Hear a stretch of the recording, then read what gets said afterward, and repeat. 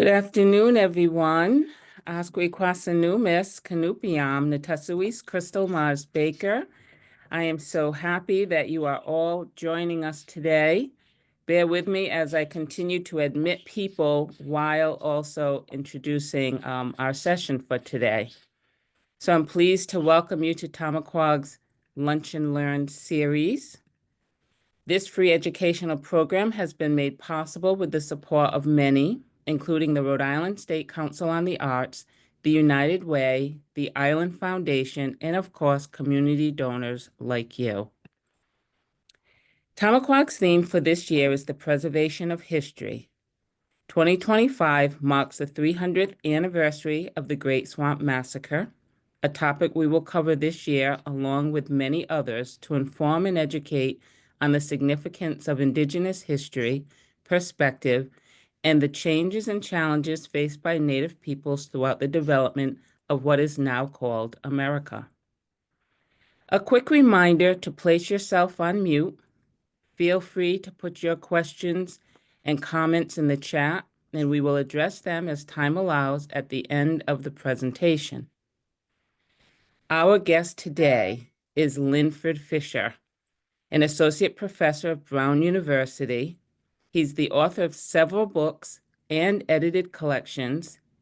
He is the principal instigator of a tribal collaborative database project, titled Stolen Relations, Recovering Stories of Indigenous Enslavement in the Americas, and is currently finishing a book-length project tentatively titled Stealing America, Indigenous Slavery and Dispossession in the English Caribbean and the United States. Today's presentation is entitled Surviving Enslavement During the War for New England, 1675 to 1676. So I welcome Linford Fischer. Good afternoon, everybody. I'm going to try to share my screen here and hope that it shows up okay on your end of things. Can you give me a thumbs up if you can see the screen okay? Yeah, okay. Thank you so much. So good afternoon. Thank you so much, Crystal, for the kind introduction, and to Silver Moon and Loren for the invitation to be here today as well. The Tamaquag, as those of you on the call probably know, is an incredibly special institution. So many people doing so many things. They're always amazingly busy, and it's just an honor to be here today and to think with you about this important topic. So my presentation today is on a major war fought here in New England in the 1670s, often called King Philip's War, after the Pokanoket Sachem, Pumetacom, but it should really be called, as Lorena is constantly reminding me, the War for New England, or the War for the Dawnlands. And this is the 350th anniversary of the start of the war, so it seemed appropriate to talk about it. And for those of you who might be really familiar with this, or I know there's some people on the call who are also experts in the field, there may not be something too new for you, but I want to focus especially on the role that enslaving Native Americans played during the war, and touch on some of the experiences of Native peoples in it as well. So I'll start with a little bit of an overview just to get everyone on board, and then kind of turn to the war itself. But before that, I want to just recognize that a lot of my own research has been trying to investigate and understand the role of the enslavement of Native Americans more broadly, and the role of that enslavement in settler colonialism in American history. And although African slavery is much better known, scholars now estimate, as I say up here on the screen, that between 2.5 to 5 or maybe even 6 million Indigenous people were stolen and enslaved in some fashion in the Americas as a whole in the centuries after 1492. And it depends how you calculate that. If you include boarding schools and adoptions in the 20th century, it continues on up into the very late 20th century. And the estimates sort of indicate that around 600,000 Indigenous people were enslaved in North America, where it became the United States alone. So I have a book coming out next year, hopefully, about this that looks at that long history in both the English Atlantic, but also the United States up until the 20th century. But I've also, as Crystal mentioned, been working on this collaborative project called Stolen Relations that will hopefully be live in May of this year. So do watch out for that. It's just stolenrelations.org is the website. But this is not how it looks currently. It's an older version of this. Anyway, but it's a collaborative project working with 12 or 13 regional tribal nations to try to understand and interpret this history and also recover stories from the archives about people, Indigenous people who were enslaved. So there's also going to be an exhibit at the Atomic Log either later this year or early next year related to both the history of Indigenous enslavement, but also the Rhode Island First Regiment, which included Indigenous people and Africans who were offered their freedom in exchange for service, and then also thinking about Indigenous military service too. So that will be at the Atomic Log within the next year. I hope it's being designed by a class at Rhode Island School of Design as well as Brown, which is really exciting. So again, today I want to focus more on the War for New England and just give some brief background here. So first of all, just to state the obvious that Indigenous nations like the Narragansett, Pequot, Nipmuc, Wampanoag, and many others were here, right? This is their homelands for hundreds, thousands of generations before Europeans ever arrived. But of course, 1492 does change things with Columbus's invasion. This initiates not only sort of a centuries-long process of dispossession, but also enslavement of Indigenous people as well. European ships sporadically stop on the Dawnland coast over the course of the 16th century, but it's not really until the early 17th century this becomes more sustained in the region with semi-permanent or permanent English presence and invasion, first with the Pilgrims, so-called, in 1620.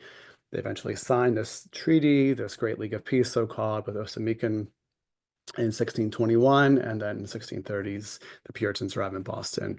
Roger Williams is exiled from Massachusetts in 1635, finds refuge first among the Wampanoag, then among the Narragansett in 1636. But as we know, again, just moving very quickly through some of this background, this immediately leads to an increase in tensions. So despite what the first Thanksgiving mythology indicates in terms of peaceable kind of coexistence, there are these incredibly tense and important flashpoints as English colonists invade deeper inland. So 1637, 1638, of course, is one of these first major flashpoints, a huge genocidal war against the Pequot Nation. And I say genocidal because the English very specifically wanted to destroy every single Pequot person and also destroy the very name of the Pequots. And even though they weren't successful, the Pequots still exist today in two different places in Connecticut. The intentionality was really strongly present in especially the Treaty of Hartford in 1638, where they even try to stamp out the Pequot name. And after this, there's a lot of sort of ongoing tension with erosion of political autonomy, encroachment of lands, as Indigenous people try to sort of hold their ground and negotiate with these invaders and newcomers. There's direct challenges to Wampanoag, but also Narragansett and Nipmuc sovereignty. Plymouth especially gets aggressive in terms of restricting activity, demanding that the Pokanoket and Wampanoag hand over guns, other sort of challenges to their sovereignty too. So I know I'm going very quickly. I just want to make sure that in case there's people who are less familiar with this history, that this is not coming out of nowhere. So officially the war for New England starts on June 20th, 1675, when Wampanoag soldiers attack the town of Swansea, Massachusetts. And scholars have debated the causes. But actually, I'm not really sure why there's a debate because we have information directly from Pu Metacom about why this war came to be in the way that it did. So in the middle of June 1675, just after just before the start of the war, Rhode Island Deputy Governor John Easton actually arranged a meeting with Metacom and some of his men to try to avert the war, but also to sort of hear and understand as well.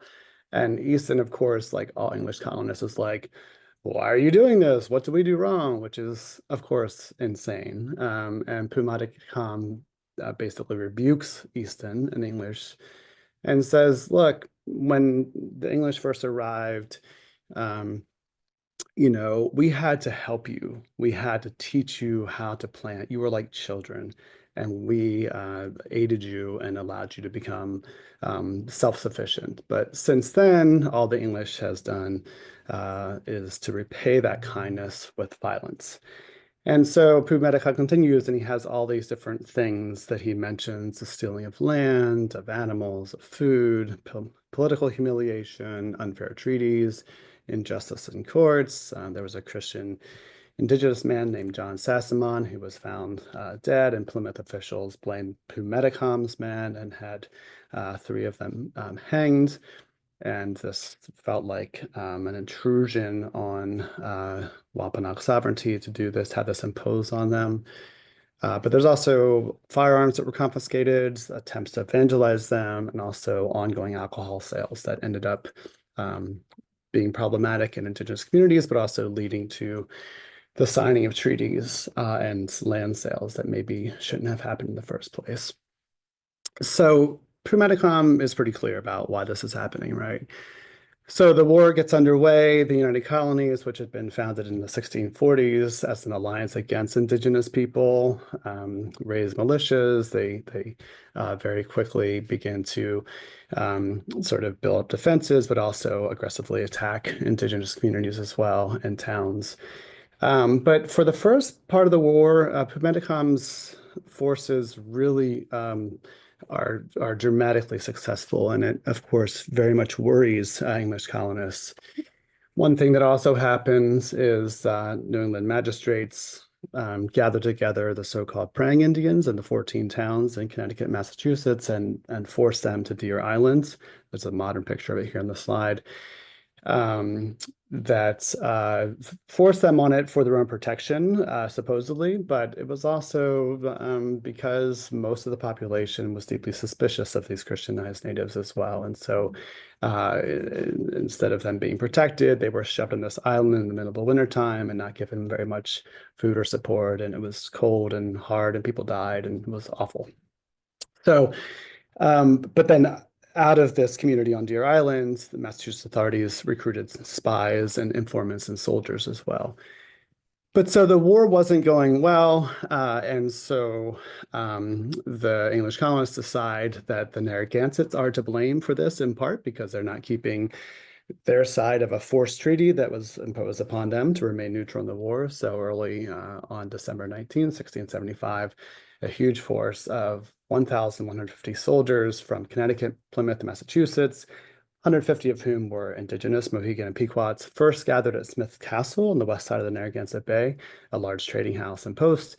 And they eventually march from Petaquamscut to the Narragansett Palisaded Village in what is the Great Swamp. And at 5 a.m. on December 19th, which, by the way, was a Sunday, these good Puritans attacking on a Sunday morning, they invaded the swamp, led by a Narragansett man named Peter, who I think allowed this in some ways to happen, not to blame him, but I don't think the English would have found it or been able to actually invade without some insider information. The fort was heavily guarded. They eventually breached the walls, burned everything inside, 500 wigwams, excuse me, and hundreds of women and children, food supplies, everything they could find, just burned it to the ground. In addition to this murder of hundreds of Narragansetts and others, they also took back with them 300 captives to sell into slavery. So this actually backfires, and Narragansetts obviously now are going to join Pumaticom, and it ends up being bad for the English initially. But I would just mention that there's a monument from the early 20th century in Rhode Island that's not very well taken care of. But as I understand, this land has now been returned to the Narragansetts after hundreds and hundreds of years, which is appropriate, obviously, fantastic. So this backfires. The Narragansetts attack Rhode Island towns, including Providence. Really, every town on the West Bay, the west side of the Narragansett Bay, was burned to the ground.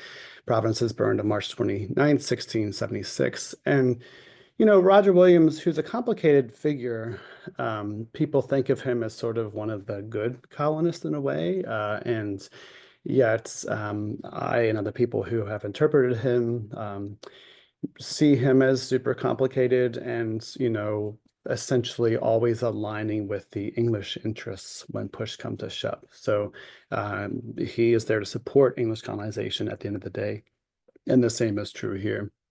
But he sees himself as a friend to Indigenous people, and especially to the Narragansett. And he comes out while his own house is burning, Providence is burning in the background, and he demands a meeting with some of the Narragansett and other Native leaders. And again, he says the same thing that John Easton does. He's like, why did you do this? Like, what are you doing? And they're like, what do you mean? Like, you did this, not us. Like, you stole our lands. You invaded our territory. You are trying to sort of humiliate us politically and chip away at our sovereignty. And so it really turns into this interesting kind of exchange. And Williams turns nasty. He basically says, look, if you do this, the King of England is going to crush you. And what's interesting though is the Narragansetts basically say, well, that might be the case, but God is on our side. And so this exchange is really poignant and fascinating, and I think illustrates both the sort of intimacy, like they know each other. Williams recognizes people who come to meet with him, but also just a dramatically different interpretation of what is happening and who is to blame. So the English do eventually get the upper hand in the early part of 1676, in part because the Mohawks refused to join with Pumedicom. I think that would have really turned the tide of the war against the English.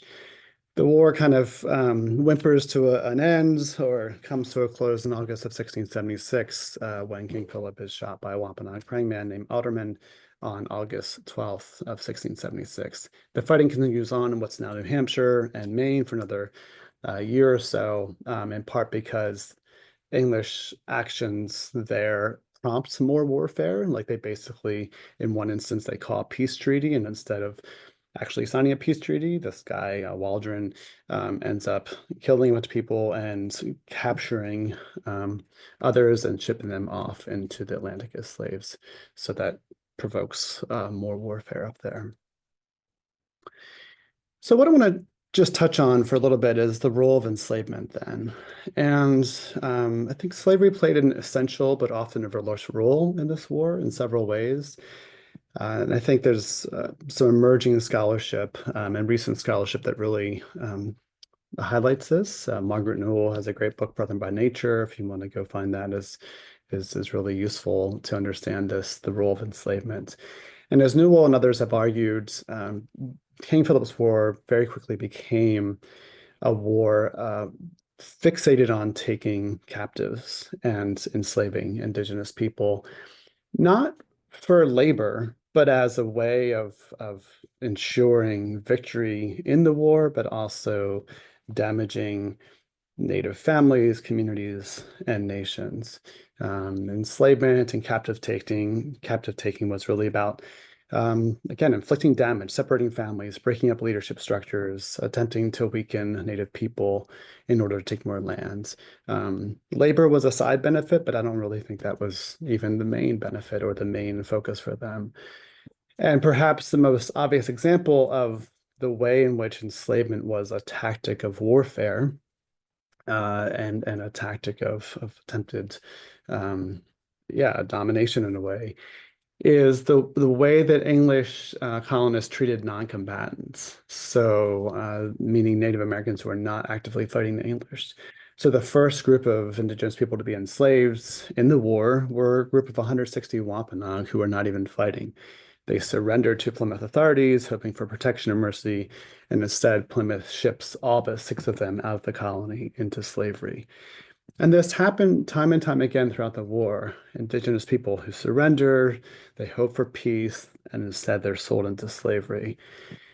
But additionally, colonial governments also authorized militias to go out into the countryside to fan out, to hunt down, to capture, to sell into slavery as many Native Americans as possible. So it's not just when there's a battle and, Indigenous soldiers are captured that they are sent off.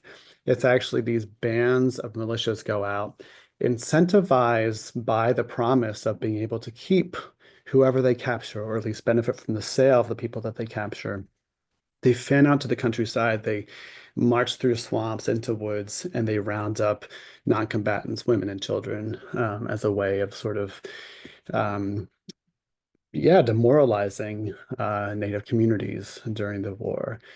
So just one example, well, I mean, there's a lot of sort of smaller examples of this, but there's plenty of examples of, a group of Indigenous people not a part of the war, not fighting, who gets captured and sent into slavery. Just one example of this is in October of 1675, the Massachusetts troops raided Prudence Island in the Narragansett Bay and took 13 non-combatant natives as captive, including a native man named Jack and his family, and they sold them off into the Azores as slaves. So all throughout the war, there are records of local sales of natives into slavery, ships that took native captives to other colonies for sale into slavery, and most commonly, Native men were the one who were shipped away into slavery, and the women and children were sold locally and retained in English households. So Roger Williams was part of this too. He, after the burning of Providence, heads a militia and goes and does what everyone else is doing, which is hunting down any Indigenous people he can find. And then he heads a committee, and this is actually in his handwriting. He heads a committee that collects a number of Indigenous captives in Providence and ships them off into slavery. And then the people on the committee divide the proceeds of that sale amongst themselves. So Williams and Rhode Island are part of this as well. But more generally, I think it's important, hard maybe, but important to think about sort of the psychology and of enslavement and the way that that might have been experienced by Indigenous communities. And so the fear of enslavement, I think, is something that I think is really interesting to think about, sort of the way in which enslavement is used to terrorize communities and to sort of instill fear within them. So we get glimpses of this from time to time, and I'm only going to give a couple examples here, but there's a lot of examples of this. One of them is Awashanks, who's the female leader of the Sakonets. She was pressured to join the English against Kumbenacom, and she said, look, I will only do this if the English promise not to enslave her people and send them out of the country. So again, Awashanks is very, very aware of the English sort of activity, the role as enslavers, and the way in which even people who are loyal to the English could end up getting enslaved because of the sort of broader anti-Indian sentiment among troops and the incentivizing of taking captives. But it's also true that the fear of enslavement was so strong that Pumeticom's forces and his soldiers could also try to badger neutral or even in some cases Christianized natives into fighting with Pumeticom by saying, look, if you try to remain neutral, if you try to fight with the English, you're going to get enslaved. And so this is a recruiting technique as well. And it's interesting because we see this in yet another way when in January 1676, two Christianized Native men were sent out from Deer Island. They're sent as sort of emissaries and spies in a way. And they go among some of Pumeticom's men and they try to ask them, like, do you think there's any possibility of peace, or how are you feeling about fighting? And the word on the street, as I say here in this quote, basically, there's some people who say, well, the older men want to have peace, but the young men don't want to have peace because they say in this quote, we will have no peace. We are all, or most of us, alive yet. The English have killed very few of us last summer, meaning in 1675. And they say, why shall we have peace be made slaves and either be killed or sent away to sea, to Barbados, etc.? Let us live as long as we can and die like men and not live to be enslaved. So this idea that, like, we're going to keep fighting because if we just surrender, we know we'll get enslaved. That is a really powerful statement of sort of motivation, but the way that enslavement was functioning in terms of these communities as well. So colonial governments also tricked natives into surrendering and selling them, and then selling them into slavery. And I think this is like probably what is least known in a way, is like this idea, maybe people would expect um, during warfare, you enslave combatants, right? Like, I'm not saying that's right, of course, but like you could imagine somehow in the larger scheme of things, people would justify it in that way. But the English go a step further. And as I said earlier, they enslave non-combatants. And this happens throughout the entire war, but they also advertise leniency. And they say, if you surrender, we will treat you well, right? Or like, whatever, give you leniency. But even those who responded to that call to surrender were also enslaved and divided up. And after the war, each of the 4 colonies has their own version of how to handle these people who surrendered. Some of them were enslaved for life and even sent away, but others of them were divided up into English families for specific terms of enslavement. And some people have called this indenture, like kind of using softer terms for this, but actually a lot of times the terms of the short-term slavery or indenture weren't honored. And so multiple generations were actually enslaved. And there's some cases up into the 1740s of people either petitioning or passing away who had been the children of Indigenous people who had been um, supposedly enslaved for a short period of time, but they were never set free. And then when they had children, their children were also enslaved and so forth. So the multi-generational enslavement that emerges out of these term-limited enslavement, I think, is really important to acknowledge and to keep an eye on for sure. So as a result, um, maybe approximately 2,000 people in the region. Indigenous people are enslaved, 1,000 are sent overseas, 1,000 are retained locally. And when I first started researching this, 15 years ago, was just really shocked at the different places that enslaved New England Indigenous people were sent during and after the war. And this is not even a complete list, but certainly the Azores, actually Spain and France should be on here too. Bermuda, Jamaica, Barbados, Mexico, Tangier, likely other places as well. As I said, another 1,000 were retained locally as and they were enslaved. This is just a map to sort of give that spatial picture of that. Excuse me. So coming out of New England and being sent, following trade routes of being sent along with other trade goods into all parts of the Atlantic world is really one of the most astonishing parts of this history that I think is really stunning and sobering.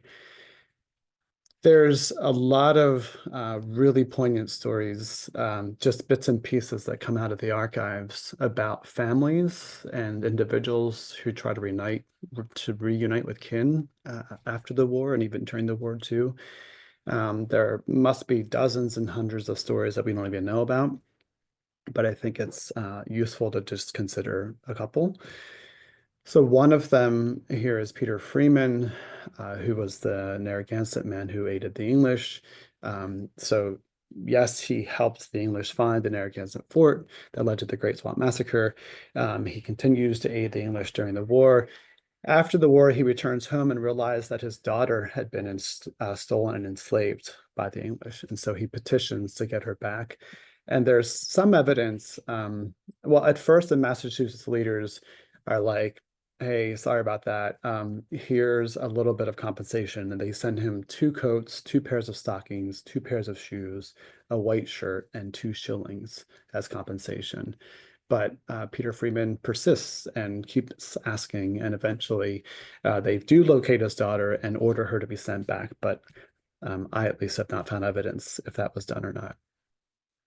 Another example of this is John Sassamon's sister, who John Sassamon, if you remember, was a Christianized Indigenous person who was found murdered, and 3 Wampanoag men were put to death, accused of his murder. His sister gets captured and enslaved during the war, and after the war, her relatives petitioned to get her back. So again, it's what's really, I think, poignant and fascinating is the way in which families actively push back against this enslavement and sort of demand relatives are returned and try even to buy people from slavery in New England after the war as well. They're well aware of sort of through networks and through kind of other kinds of sharing, where some people have gone. Some people seem to get it's not known where they're at. Maybe they got shipped overseas, but in other cases, they do know where people are and they try to get them back. This other individual, Skinner, who in 1677 petitioned Connecticut Council, says that he and his wife, his wife and 3 children had been taken captive and enslaved during the war.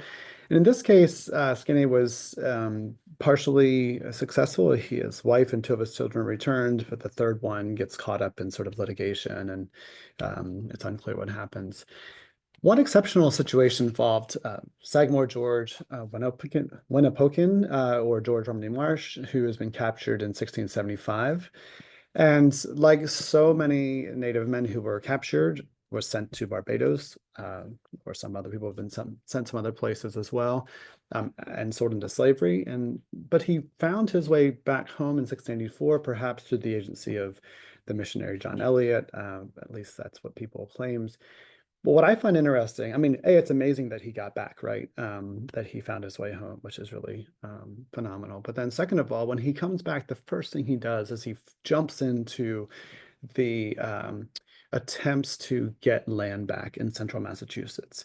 And so this idea that like the war is over, thousands of Indigenous people have been stolen, communities are disrupted, the government's placing restrictions on their, movement and agency, and yet there's a movement to use the courts, to use petitions, to secure a land base and to sort of get back what had been taken, which is not always successful, of course, but I find that really, really amazing and inspiring. Other people, of course, did not make it back. One shipload of Narragansett and Wampanoags ends up in Tangier, present-day Morocco, and there was actually multiple shiploads end up in the region anyway. But this one particular group who've been enslaved and kind of worked on this sort of harbor wall that you can see here in the harbor in the picture to the left. They petition John Eliot, who again is this missionary back in New England, and they say that they want to come home. And so John Eliot petitions a missionary, or the leader of the New England Company which is the Missionary Society in England, and tells him about the situation. And then the paper trail disappears. We don't know if they ever come back. Likely not, but who knows? But we do have some evidence of them arriving and being there. There's other evidence too, with other documents, but this document lists out 10 quote unquote Indians from this war, from this sort of transshipment. So of course, there's more, many more stories that we could tell here, but I just want to linger for a few moments on sort of the long-term effects. I think this is really an important piece of this as well. It's not just that slavery happens and then there was more enslaved laborers in New England as a result, or more enslaved laborers in Barbados or Jamaica or wherever else. What I think is unique and important about Indigenous enslavement especially is that you're enslaving people on their own lands, and you're stealing from populations whose land you want. You're stealing the next generation of leaders, the next generation of women who would be producing, artists and leaders and diplomats and everything else. And so the impact on tribal populations and leadership is really, really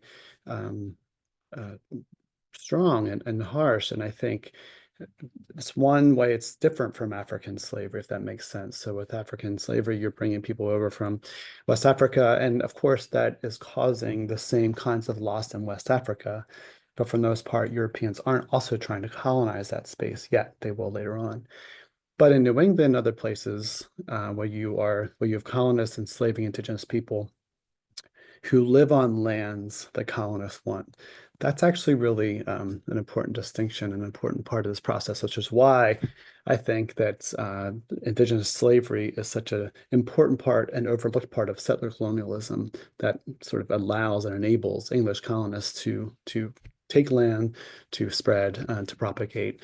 And I think the same is true in the American colonial period as well after 1776. So there's impact on tribal populations and leadership. There is multi-generational enslavement. This causes challenges to sovereignty of indigenous communities. This actually leads to a lot of land loss too. So one of the interesting things that you can observe, whether it's the Pequot War in the 1630s, whether it's King Philip's War or the War for New England in 1670s, or whether it's the Anglo-Powhatan Wars in Virginia, 1622, 1644. If you look at when towns are founded, you can almost always chart the expansion of the English colonists into these other locations that have sort of been claimed after these wars, because you have towns founded where indigenous people used to be, right? And so Bristol is the most obvious example of this. Now, Bristol, Rhode Island, which is located where Mount Hope was, where Prometicon's sort of home was, that's claimed very quickly after the war. This also leads to several centuries of struggle, I think, for Dawnland tribes against English and then later American states trying to detribalize them and steal their lands. But of course, I want to end too with the recognition that through it all, there's a steady presence and survival. Colonizers did not win as an Narragansett nation, and the Tamaqua Museum shows today. And I want to end with something more recent, just as a sort of fast forward to the present in a second. One of the questions I think about a lot, and I get asked sometimes too, is why study this history? Why study Indigenous enslavement? It's incredibly hard history. It's a challenging history to study. It's heavy and it's painful. And I think there are several important reasons. First, I think that we, meaning white Americans or non-Indigenous Americans, need to be honest about this history. And most Americans, non-Indigenous Americans, don't even know about these events and these realities. And it's not just the War for New England, it's every single conflict in English colonial and American history involves enslaving Indigenous people in various ways. And as I said before, boarding schools and adoptions into the 20th century are part of that same impulse to steal children and sort of destabilize communities and steal land as well, which is sort of the focus of my book. So the first is that we just need to know this history. I think it's really important to understand. But second, maybe by knowing, we can acknowledge these past wrongs and somehow better understand the historical trauma that I think a lot of descendant communities face today. And then third, I think hopefully by having more information about the past, which is what the Stolen Relations Database is hopefully doing, is using the archives to reveal stories of Indigenous people who were enslaved.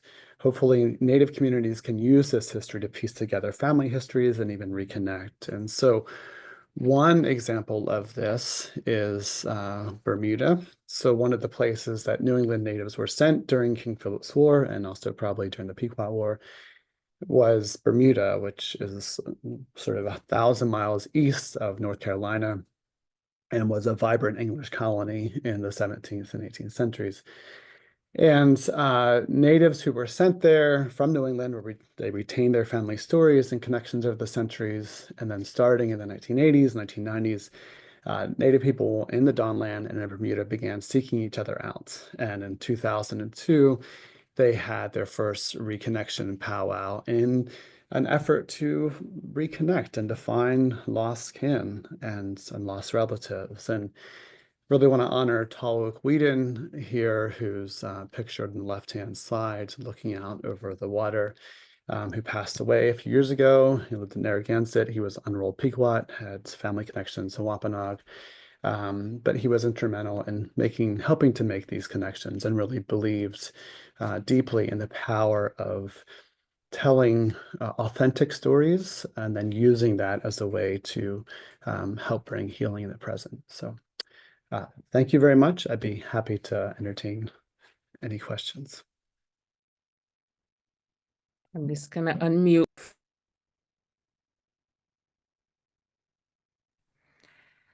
Just invite you to put any questions in the chat, and I will read them off to Linford as we go through, and I think there's a few right now. Let me see. Bear with me, I'm not the techiest person. Thank you, Lynn, for that. Very insightful. First, I do want to say just thank you for that.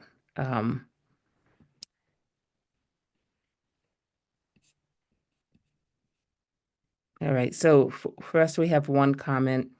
I cannot believe that we never learned this version of history. So thank you so much for your research and presentation. I don't know if you'd like to respond at all to that, but.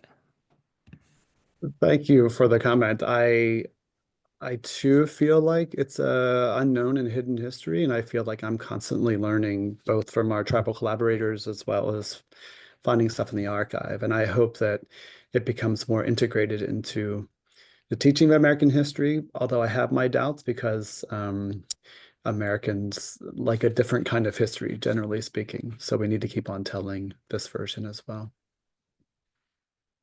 And another comment, are you able to share more about the Stolen Relations website release, when it can be expected, and how people will be able to engage with it? Yeah, so look for a public launch in May of this year. And I mean, I could show a little bit of it now, but there's nothing to really engage with at the moment because it's still being finalized and developed. But there is certainly lots of ways to get involved. If people want to volunteer their time, to learn how to enter things into the database, to maybe donate or share some research if you have some that you want to share with us that's relevant. We have some research assistants who can enter it into the database. We have about 7,000 entries so far, and you know, there's a lot out there in the archives that's just been tucked away and ignored for literally centuries. So it's a huge task. We need as many partners as possible just to sort of keep on building the database. But I apologize, it's not ready at the moment. You can still find it at stolenrelations.org, and you'll see the old site there. And watch for social media and other announcements about the official release. Okay, do you feel learning these histories of the Dawnland people can educate and inform during these new challenging times as the administration is seeking new ways to stretch U.S. land authority? Yeah, I thought that question was going to go in a slightly different direction, but what I love about that question is the focus on land, and that has always been in this period, and I think in the present as well, been a central concern for Indigenous peoples. And so I guess the one thing that I take away from all this is sort of the refusal of Indigenous people in the face of colonial aggression and land grabbing to just let that happen silently. And that has been so impressive to me and so inspiring. And I think we see that today in different kinds of ways. This administration currently is going to throw up a lot of roadblocks, I'm sure, in that regard. But if history has anything to teach us, it's to never stop pushing, to never just relax, keep the pressure on, use the tools of the colonizer, so to speak, use the courts, use these kinds of processes that are recognizable, use the sit-ins, use the sort of marches, all these sort of historic methods of putting pressure on. And I think the other maybe thing to think about is nothing is irreversible. And so sometimes it's just maintaining what you can and then waiting for another opening in the future to sort of find a way to reclaim and to take back and to move forward in a more powerful way. But there's no doubt this is going to be an immensely trying time when you have a president who wants to undo citizenship for Indigenous people, who seemingly cares little about prior treaties or land preservation. So yeah, I hope there's something from this history that can be of inspiration, but it will be trying. Is there any information about slavery on the indigenous peoples of the Guyanas in relation to the indigenous of the Caribbean indigenous peoples? We definitely want to partner on information about this topic. Yeah, it's a great question. So there are a number of scholars working on sort of that South American rim and the Guianas more generally, as well as sort of indigenous enslavement. I touch on this a little bit in my book, but there is active English attempts to both colonize but also tap into indigenous slave trades on the South American coast. The Dutch and eventually the French are there as well. If you go down around South America, of course, the Portuguese are leaning heavily on indigenous enslaved labor for several centuries. So yeah, there's some Dutch scholars working on this. Carolyn Arena has a great dissertation that you could look up. I'd be happy to be in touch directly as well with any information I have. It's definitely of interest to me and to us. We have records in the database from a smattering of other places, but have really tried to focus on our collaborations in New England and try to connect with regional tribes as a way of modeling a good collaboration. And then maybe that could be scaled outward, but I'd be happy to be in touch on that topic for sure. Thank you so much for this. Are there other instances across the British colonies at this time of the British using enslavement as a society, destroying and intimidation tactic in the ways you described? I mean, it happens in the Caribbean as well and with English colonies. And so within the Americas, that seems like a pretty normalized tactic. It's slightly different, I would say, in India, for example. And I'm not a scholar of sort of British presence and colonization in India. There are other kinds of tactics that are used, including different sort of structures of semi-coerced labor, I think that you could point to in India as well. So there are regimes of unfree labor, for example, but for a variety of reasons. It looks different in Asia and parts of Asia anyway, and especially in India. But I think the process in a way is the same. It's the destabilization of leadership, destabilization of communities, and the attempt to sort of commandeer land and resources and the physical labor of people over time as well. So the impulse is the same, I think, but it does look slightly different for the most part. There's not the same kind of specifically sort of chattel slave trade like within India in quite the same way, although labor is an important part and commandeering that labor is an important part of it. Oops. Sorry. Thank you. This is so important. Is there a total number of indigenous people enslaved in these early colonies? And were the Wampanoag and Pequot people shipped along with enslaved Africans to the Caribbean and elsewhere? Yeah, great question. So the total numbers are really hard to find. And so you'd have to almost go conflict by conflict. And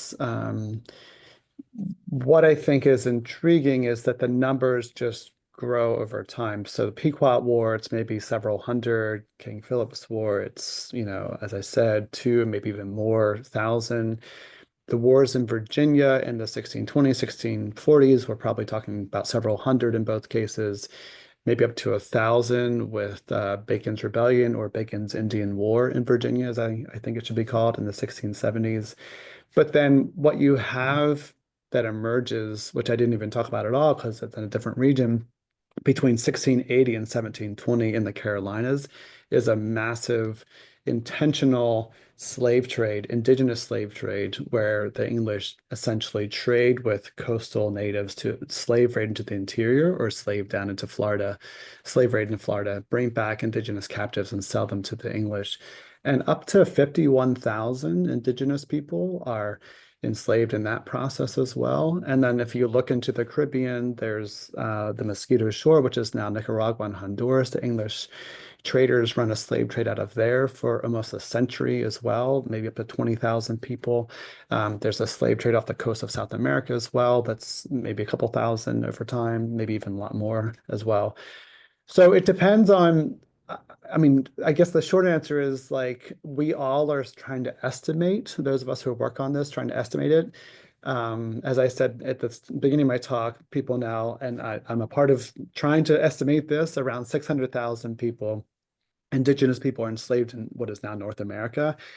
So it's more region by region. In the colonial period alone, I mean, I don't even know if I could really venture a guess, but if you start to add up the numbers I just mentioned, you get close to 100,000 pretty quickly, I think. And that's not even taking into account what's happening sort of around New Orleans and the Midwest part of the continent, New France, and so forth as well.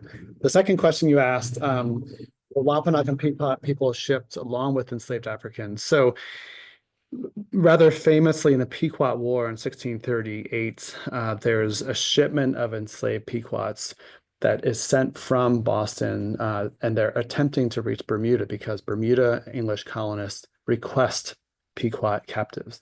So word spreads of an availability of indigenous slaves. And so a ship is sent out to Bermuda. The ship misses Bermuda and instead goes to a small Puritan colony that often gets forgotten off the coast of Nicaragua called Providence Islands. And there, the ship's captain exchanges or trades these Pequot captives for enslaved Africans, along with some tobacco and cotton. Comes back to Boston in 1638 and actually really for probably one of the first times then sells enslaved Africans into slavery in Boston. So it usually they were moving in opposite directions, if that makes sense, but not always. So there's actually a pretty vigorous indigenous slave trade from the Caribbean up into the North American colonies, into Bermuda, and that would have probably been a mixture of enslaved African indigenous people as well. So yeah, these two slaveries intermingle and intermix over time as well. They're not separate or isolated for sure. So, Lynn, your talk covered the Southern theater of the War for New England.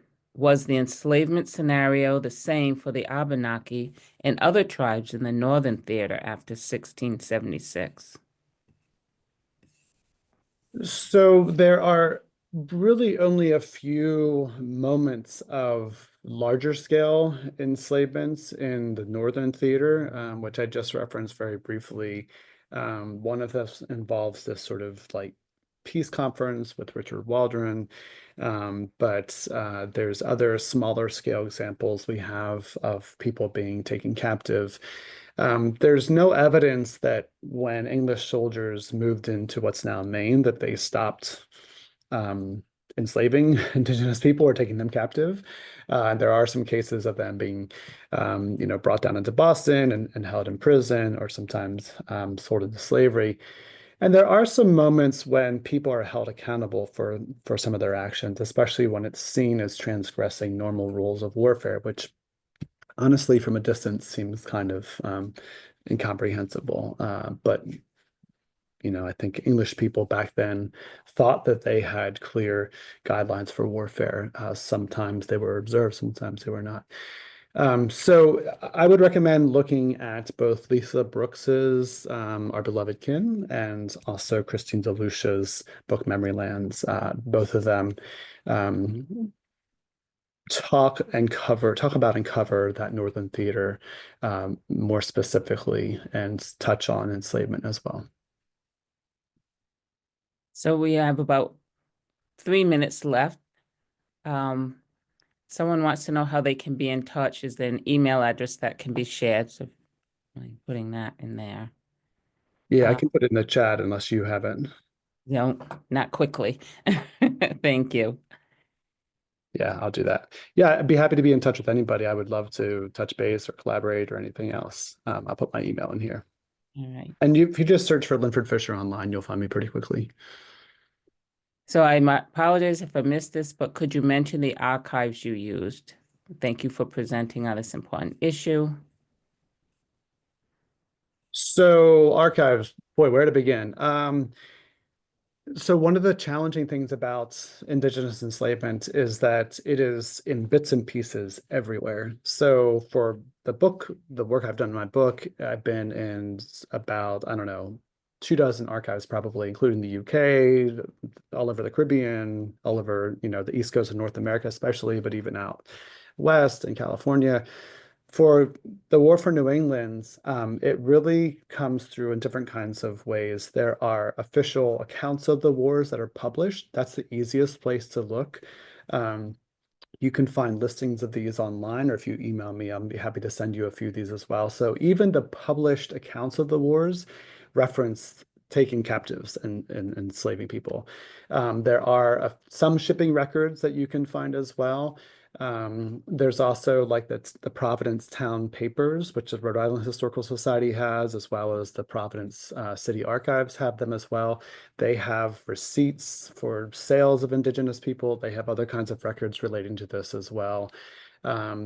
There's more generally outside of the war, every local repository and historical society is going to have records, indentured records, probate records. That's a really, really great place to look to understand who was holding Indigenous people, because they're often marked as Indigenous, not always, but often in the probate records.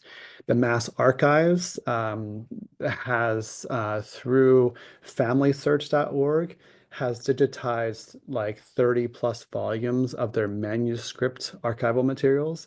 There's a lot of information about enslavement and servitude of Indigenous people in those as well.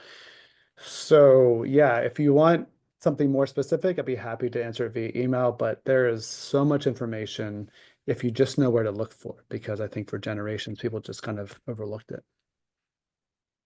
Thank you, Lynn. It was a very enlightening presentation, very interesting. Even for myself as an Indigenous person, I've learned so much more about some of this early history.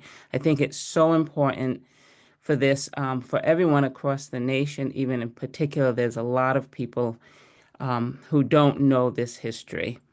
Thank you to all of you who joined us today. And I do hope that you will join us again next month on March 24th. Chene Bullock, who is Shinnecock, will be presenting on Indigenous wisdom, our connection and responsibility to water. Also, you are welcome to join us tomorrow evening for Tamaquag Museum's virtual book club. We'll meet at 7 o'clock in the evening virtually, and we'll discuss Touch My Tears. It's Tales from the Trail of Tears, a collection of short stories by Choctaw authors from 5 U.S. states, presenting a part of their ancestors' journey. All are welcome, whether you've read the book or not. We encourage you to follow us on Facebook and Instagram, and be sure to check out our website for these events and more. We hope that you have a lovely afternoon. Pish Kanash to all of you. See you soon. Thank you for joining. Thanks, everyone. Bye-bye.